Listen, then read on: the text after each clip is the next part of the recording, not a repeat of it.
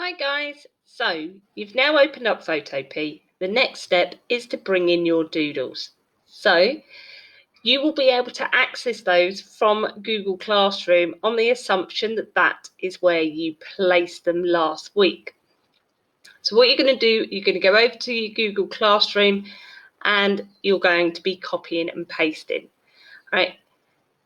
Now mine is not in Google Classroom, it is just here. Now the way you can paste into photopea, you can either select it, press Ctrl C, go back into your photopea, okay, and press Ctrl V.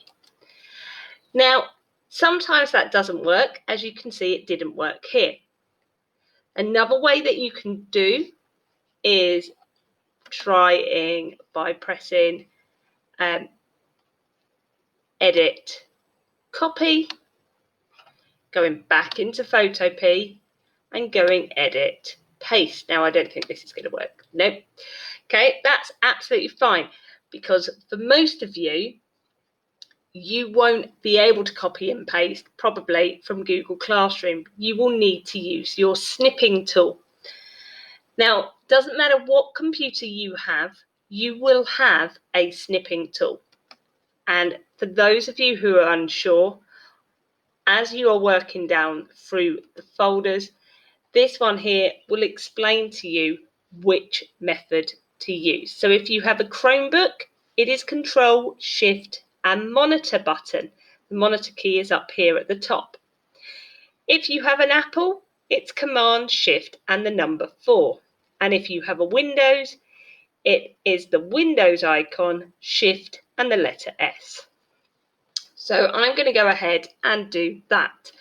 So Shift, the Windows and the letter S. It will then bring up your snipping tool and you will draw around. Now all of them are slightly different. Some of them it will bring up a darker screen and you'll select and it will be light.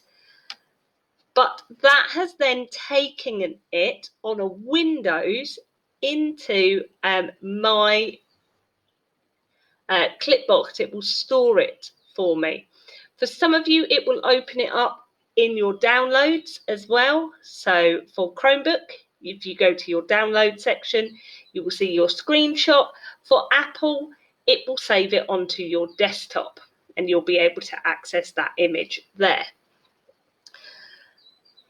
When you've done that, you can either go back into your photopea and press Ctrl V, and it is there very, very small. So that's one way of doing it. Or you can go File and then Open, and it will enable you to find your file. Now, as I said, mine's already here. It's very small and it's up here.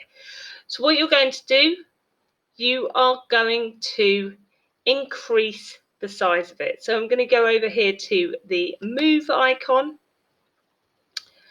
I'm then going to go to my transform controls, and here it is. Now, if I just drag using the corner by clicking on one of the corners, it will enable me to enlarge, but it will also enable me to skew my image.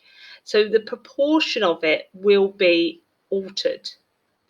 Now you may want that, but you might not. Okay, so as I've released it, you can see here it is all skewed. If you didn't want it, press Ctrl Z and it will go back to the original. Now the other way of enlarging but keeping the ratio is holding down the Shift button. Now it has locked the ratio and it enables me to enlarge my image. Right? That is the first thing that you need to do. To remove the little squares, I'm going to go back to this move tool and I am then going to click off on the transform controls. Okay, there we go. And that's the first thing that you need to do.